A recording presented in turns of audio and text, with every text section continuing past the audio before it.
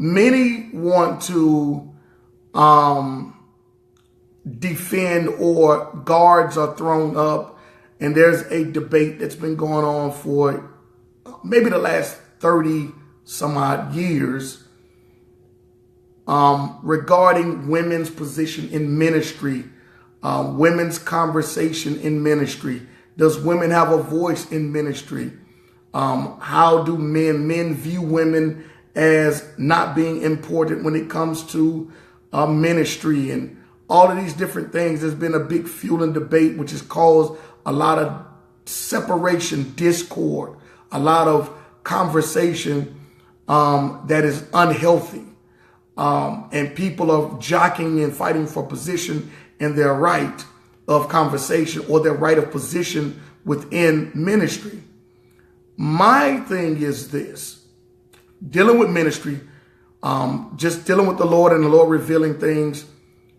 We first have to understand, before we can even get into the topic of conversation about women position in ministry, before we could get into any topic of conversation of dealing with women at all, when it comes down to this supposedly quote unquote male dominated field or calling, shall I say, we first need to get into looking from the lens of how does the Creator view women? That's the thing. I think that people are starting from a position of ladder than starting from the beginning of getting an understanding. It's the same way when people try to go into New Testament understanding without having an understanding of the Old Testament. You can't go into the New Covenant of understanding if you don't first understand the Old Covenant, what it's about and the parameters of it. First, we have to understand, how does God view women? Through God's lens, not through our own selfish lens, because men can be very selfish. I'm being transparent here. Y'all know me. I don't choose no sides. I don't take no sides. If you Christian and you're wrong, if you Hebrew and you're wrong, I'm going to tell you what thus saith the Lord. And in this particular situation, it's the same thing. Men sometimes can be a bit selfish. Women also can be a bit aggressive, shall I say. Men can be very selfish and women can be very aggressive. Both of these positions are not honoring in the sight of the Creator.